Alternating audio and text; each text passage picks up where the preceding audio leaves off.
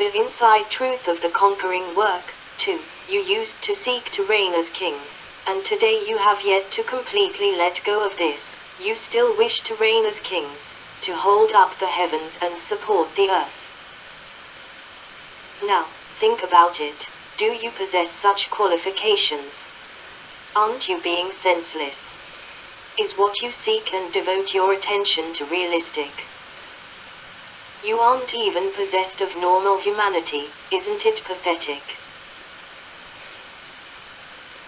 Thus, today I only talk of being conquered, bearing testimony, improving your caliber, and entering onto the path of being made perfect, and do not speak of anything else. Some people are weary of the unadulterated truth, and when they see all this talk of normal humanity and improving people's caliber, they are reluctant. Those who do not love the truth are not easy to make perfect. As long as you enter today, and act according to God's will, step by step, could you be eliminated. After so much work has been done in the China mainland, work of such great scale, and after so many words have been spoken, could God give up halfway? Could He lead people down into the bottomless pit? What's key today is that you must know the substance of man, and must know what you should enter into. You must talk of entry into life, and changes in disposition, how to actually be conquered, and how to completely obey God, to bear final testimony to God, and to achieve obedience unto death. You must focus on these things, and that which is not realistic or important must first be put aside and not considered. Today, you should be aware of how to be conquered, and of how people conduct themselves after they have been conquered. You may say you have been conquered, but can you obey unto death? You must be able to follow to the very end regardless of whether there are any prospects, and you must not lose faith in God regardless of the environment. Ultimately, you must achieve two aspects of testimony: the testimony of Job, obedience unto death, and the testimony of Peter, the supreme love of God. In one respect, you must be like Job. He had no material possessions, and was beset by the pain of the flesh, yet he did not forsake the name of Jehovah. This was Job's testimony. Peter was able to love God unto death. When he died, when he was put on the cross, he still loved God. He did not think of his own prospects or pursue glorious hopes or extravagant thoughts, and he sought only to love God and to obey all of God's arrangements. Such is the standard you must achieve before you can be considered to have borne testimony, before you become someone who has been made perfect after having been conquered. Today, if people truly knew their own substance and status, would they still seek prospects and hopes? What you should know is this: regardless of whether God makes me perfect, I must follow God. Everything He does now is good, and for our sake, and so that our disposition can change, and we can rid ourselves of Satan's influence, to allow us to live in the land of filth and yet rid ourselves of impurity, shake off the filth and the influence of Satan, to enable us to leave behind the influence of Satan. Of course, this is what is required of you, but for God it is merely conquest, so that people have the resolve to obey, and can submit to all of God's orchestrations, which is all that's needed. Today, most people have already been conquered, but within them there is still much that is rebellious and disobedient. People's true stature is still too small, and they only rise up if there are hopes and prospects. If there aren't, they become negative, and even think about leaving God.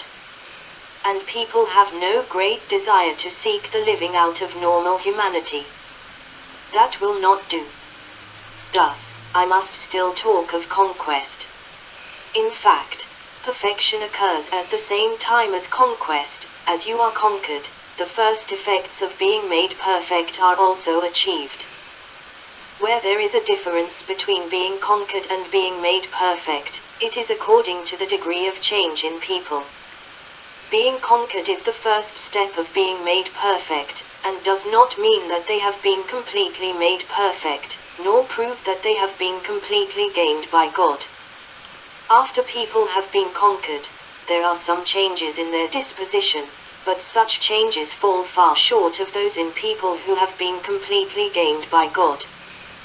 Today, what is done is the initial work of making people perfect, conquering them, and if you can't achieve being conquered, then you will have no means of being made perfect and being completely gained by God. You will merely gain a few words of chastisement and judgment, but they will be incapable of completely changing your heart. Thus you will be one of those who are eliminated. It will be no different from looking at a sumptuous feast upon the table but not eating it. Isn't that tragic? And so you must seek changes, whether it is being conquered or being made perfect. Both relate to whether there are changes in you, and whether or not you are obedient, and this determines whether or not you can be gained by God. Know that being conquered and being made perfect are simply based on the extent of change and obedience, as well as on how pure your love of God is. What is required today is that you can be completely made perfect, but in the beginning you must be conquered. You must have sufficient knowledge of God's chastisement and judgment, must have the faith to follow, and be someone who seeks changes and for there to be effects. Only then will you be someone who seeks to be made perfect. You should understand that in the course of being made perfect you will be conquered, and in the course of being conquered you will be made perfect. Today, you can seek to be made perfect or seek changes in your external humanity and improvements in your caliber. But of principal importance is that you can understand that everything that God does today has meaning and is of benefit. It enables you who live in a land of filth to escape the filth and shake it off. It enables you to overcome the influence of Satan, and leave behind the dark influence of Satan, and by focusing on these things, you are protected in this land of filth. Ultimately, what testimony will you be asked to give? You live in a land of filth but are able to become holy, and no longer be filthy and impure. You live under the domain of Satan but divest yourself of Satan's influence, and not possessed or harassed by Satan, and you live in the hands of the Almighty. This is the testimony, and the proof of victory in the battle with Satan. You are able to forsake Satan. What you live out does not reveal Satan, but is that which God required that man attain when he created man: normal humanity, normal rationality, normal insight, normal resolve to love God, and loyalty to God. Such is the testimony borne by a creature of God. You say, we live in a land of filth, but because of God's protection, because of His leadership, and because He has conquered us, we have rid ourselves of the influence of Satan. That we can obey today is also the effect of being conquered by God, and it is not because we are good, or because we naturally loved God. It is because God chose us, and predestined us, that we have been conquered today, are able to bear testimony to Him, and can serve Him. So, too, is it because He chose us, and protected us, that we have been saved and delivered from the domain of Satan, and can leave behind the filth and be purified in the nation of the great red dragon. In addition, what you live out externally will show that you are possessed of normal humanity. There is rationality to what you say, and you resemble a normal person.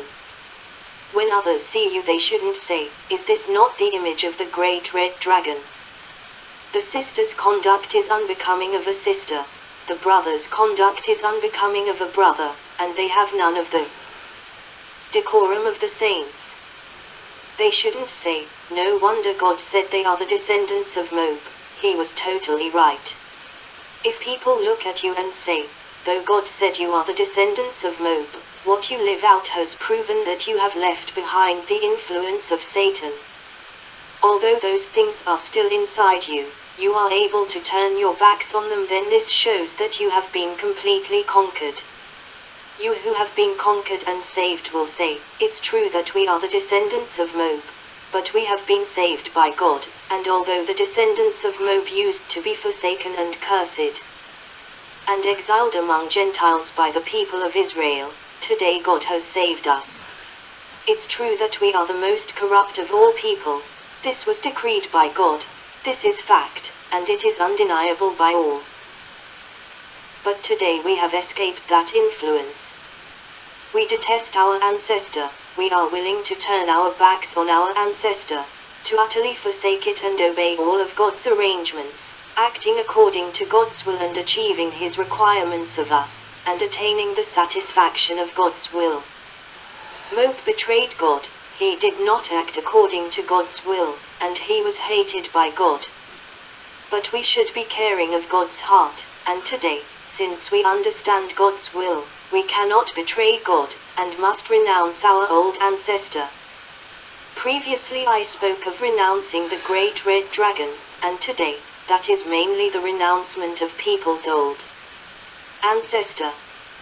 This is one testimony of people's conquest, and regardless of how you enter today, your testimony in this area must not be lacking. People's caliber is too poor. They lack too much normal humanity. Their reactions are slow, too sluggish. Satan's corruption has left them numb and dull-witted, and although they cannot completely change in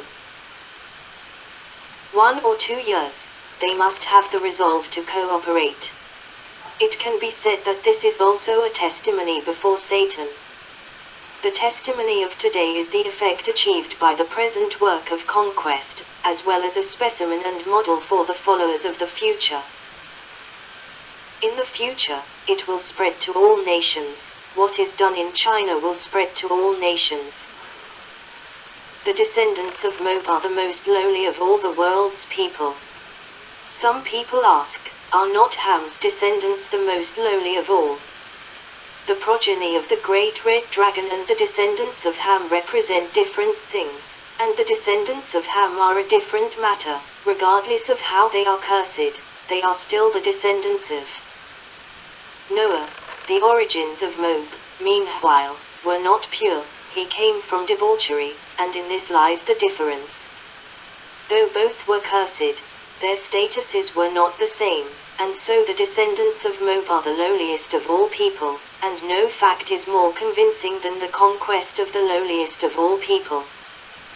The work of the last days breaks with all rules, and regardless of whether you are cursed or punished, as long as you help my work, and are of benefit to the work of conquest of today, and regardless of whether you are a descendant of Moab or the progeny of the great red dragon, as long as you perform the duty of a creature of God in this stage of work, and do the best you can, then the due effect will be achieved. You are the progeny of the great red dragon, and you are a descendant of Moab. In sum, all who are of flesh and blood are the creatures of God, and were made by the Creator. You are a creature of God. You should not have any choice, and this is your duty. Of course, today the Creator's work is directed at the entire universe. Regardless of who you are descended from, above all you are one of God's creatures. You, the descendants of Moab, are part of God's creatures. It's just that you are of lower worth. Since, today, God's work is carried out amongst all creatures, and aimed at the entire universe, the Creator is free to select any people, matters, or things in order to do His work. He cares not who you used to be descended from, as long as you are one of His creatures, and as long as you are beneficial to His work, the work of conquest and testimony, He will carry out His work in you without any scruples.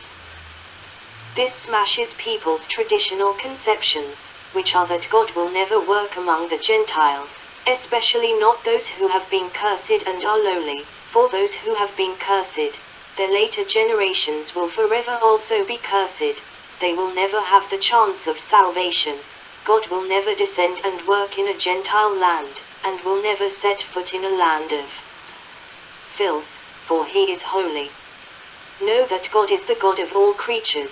He holds dominion over the heavens and earth and all things, and is not only the God of the people of Israel. Thus, this work in China is of the utmost significance, and will it not be spread among all nations? The great testimony of the future will not be limited to China, if God only conquered you, could the demons be convinced. They don't understand being conquered, or the great power of God, and only when God's chosen people throughout the whole universe behold the ultimate effects of this work will all creatures be conquered. None are more backward or corrupt than the descendants of Moab. Only if these people can be conquered, they who are the most corrupt, who did not acknowledge God or believe that there is a God, have been conquered, and acknowledge God in their mouths, praise Him, and are able to love Him. Will this be the testimony of conquest? Although you are not Peter, you live out the image of Peter, you are able to possess the testimony of Peter, and of Job, and this is the greatest testimony. Ultimately you will say, we are not the Israelites, but the forsaken descendants of Moab. We are not Peter, whose caliber we are incapable of, nor Job, and we can't even compare to Paul's resolve to suffer for God and dedicate himself to God, and we are so backward, and thus we are unqualified to enjoy God's blessings. God has still lifted us up today, so we must satisfy God, and although we are of insufficient caliber or qualifications, we are willing to satisfy God. We have this resolve. We are the descendants of Moab, and we were cursed. This was decreed by God, and we are incapable of changing it, but our living out and our knowledge can change, and we are resolved to satisfy God. When you have this resolve, it will prove that you have testified to being conquered.